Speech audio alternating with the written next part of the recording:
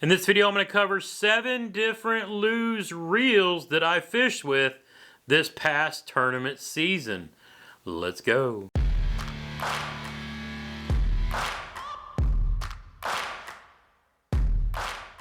What's up, everybody? Welcome to the Fishing with Gramps YouTube channel. My name is JT, and that's right. In this video, I'm going to cover a bunch of different, I'm going to say, specialty reels from luge. And at the end of the video, I'm going to give you my recommendation on which one of these series of reels from luge that I would build a whole tournament arsenal around.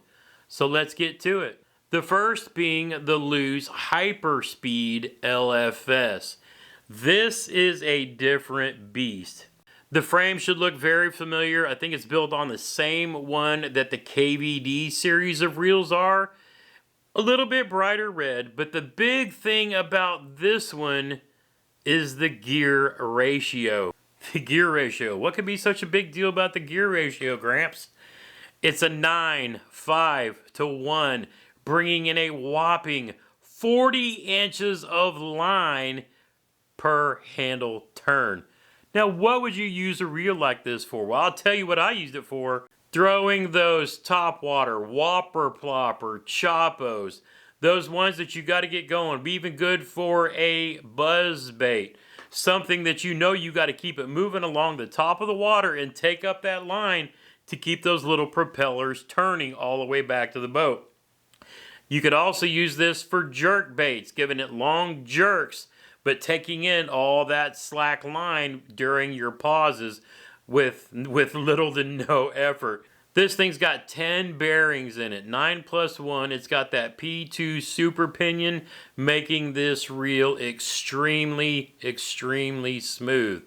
It's got the combat grips, as they call them. I never really, a lot of people make much to do about nothing to me when it comes to the grips. I grab them and I spin them. They just work. You got your adjustable braking on the outside. One of the things I really like about a lot of the luge reels that I don't see anybody else in the market do, it's got this little built-in bait keeper right here for hanging a treble hook or a worm hook on. And if you're not using it, it just folds back up under the reel. But that's the luge HyperSpeed LFS if you want a really, really fast reel for bringing those baits in.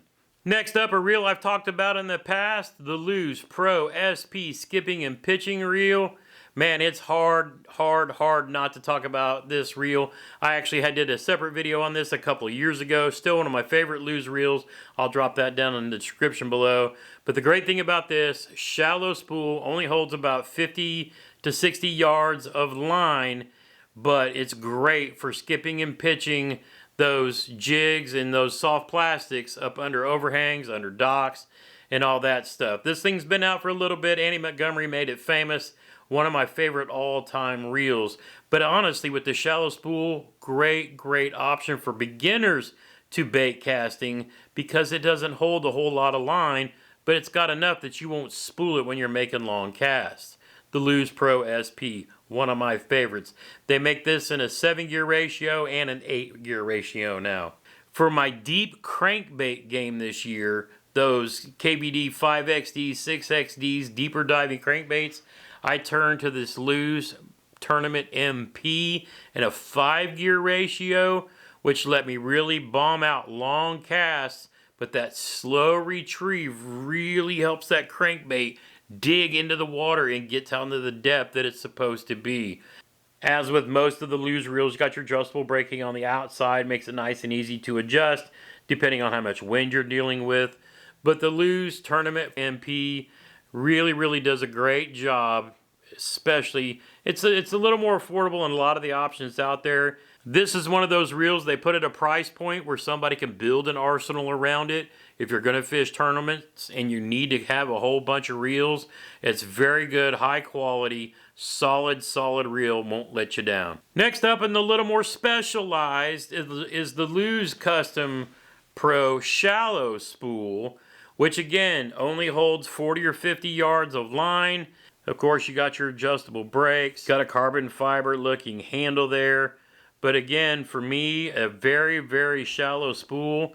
This is one that I use when I like to skip those tubes with a bait caster instead of a spinning rod. If I'm skipping Senkos, if I'm skipping flukes, if I'm skipping tubes up under overhangs, this is a great reel for that. It's a little more expensive than most, but it's a very high quality reel and one of the, you know, what I consider a higher end reel that Lew's makes.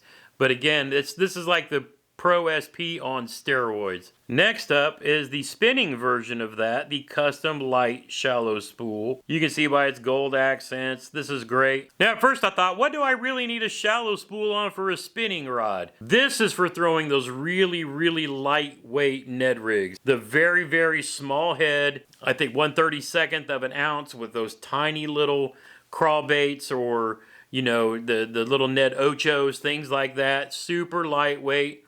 But this thing is really good at that. I caught a lot of smallies on this year, and it actually surprised me, but it's a very good reel. This one just came out this year.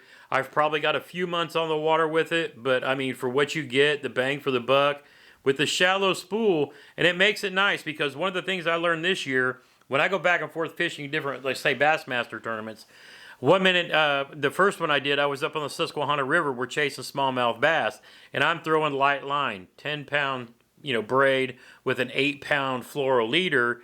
But then when we went to the Bassmaster event down in Caddo between Louisiana and Texas, where we're chasing those bigger bass, I was quickly able to strip the line off, go to 16-pound braid and a 12-pound leader.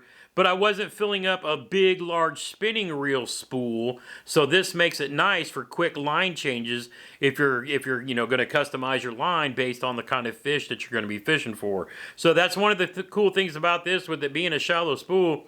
You only need 60-70 yards anyway, and when you're fishing from a kayak especially. But it made it nice so that you're not burning up a bunch of money stripping line off one, stripping, you know, and then changing it every time you go somewhere.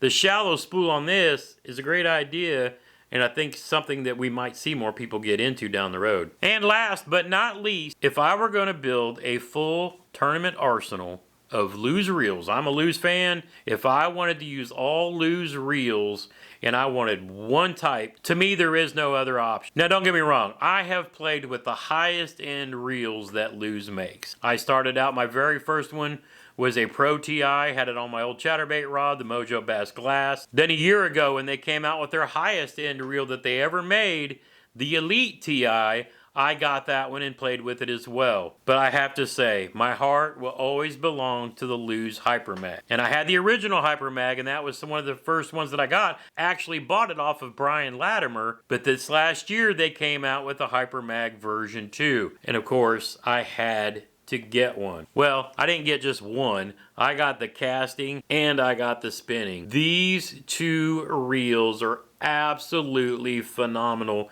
And to me, if I'm a fan of Lew's and I'm going to build an arsenal around what I consider their best bang for the buck tournament angling reels, these are it. I would probably have 3 or 4 different spinning rods with this Lew's Hypermag reel on it, and I would probably have another 10 different rods with nothing but these Lew's Hypermag reels. They are super light, they are strong, they cast, I know what people hate it when you say this, they cast a country mile effortlessly. It's easy to dial in the magnets on this thing.